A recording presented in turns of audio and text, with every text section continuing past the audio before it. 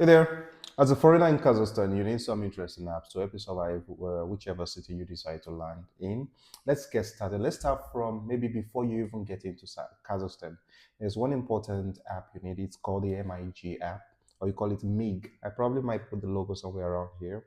It helps you check exchange rate. Okay, what's the exchange rate? Not just Royal Tenge, it checks every other thing. And please take note, I am not sponsored by anybody here. That's number one. Number two, you need DeepL, DEEPL, or Google Translate for translation.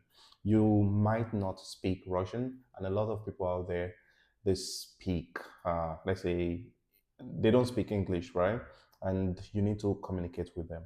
You need Google Translate is generally okay, but DeepL is kind of better, perfect.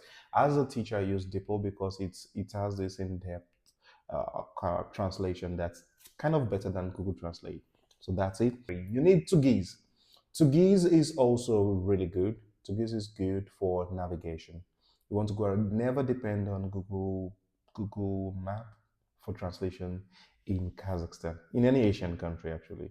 Use Tugis for that. It gives you this in depth because for Google Map it is not updated and it is I think Google is not provided enough information. Yeah, I got lost several times to to be able to tell you this story. So to get it is for transport, you need either you can go for InDrive or Yandex. InDrive is actually specific. It's good for with the although they're trying to improve their user experience now, which is better than when I stopped using it 3 years ago. But I also use InDrive for um, intercity travels. Maybe I want to send something from this city to another. Packages, right?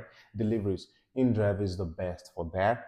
But when you're talking about within the city, you should go for Yandex. Yandex automatically calculates the price. Of course, and that's something about InDrive I didn't like at the time. As a foreigner, you get to offer them the price.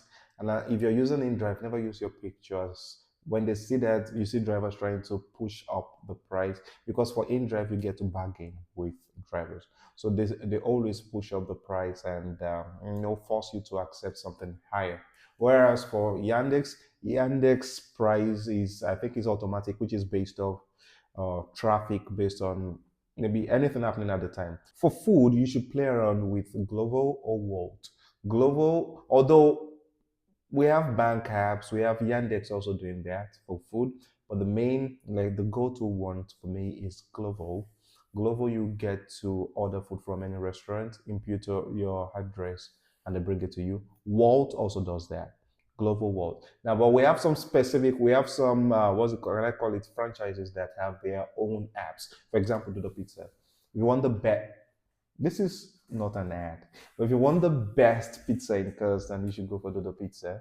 They do well, and yeah, they have their own app, which is different. They don't put their food on Glovo or Walt. So Dodo Pizza might suffice or might be good enough for you to do that.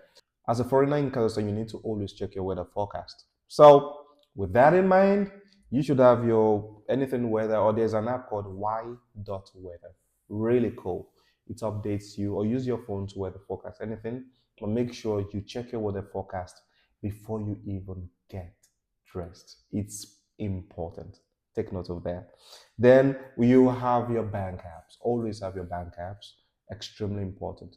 Bank apps, Caspi, um, Halik, Home Bank. We have a lot of them out there. Have your bank apps. For example, when you want to go shopping, Caspi Bank or and Halik banks also have marketplaces. So you really don't need to. They bring it to your doorstep and everything is good. So let me know if you.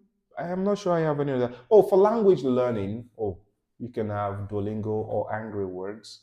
Yeah, for Russian. For Kazakh, I am still yet to find an app that teaches you Kazakh. Basically, people that teach Kazakh are like teachers, native teachers in the city or in the country teaching Kazakh. But for language, you can go for Angry Words or Duolingo. So let's stop here today. If I think of anything else, I'll let you know in the comment section. Goodbye. Bye bye.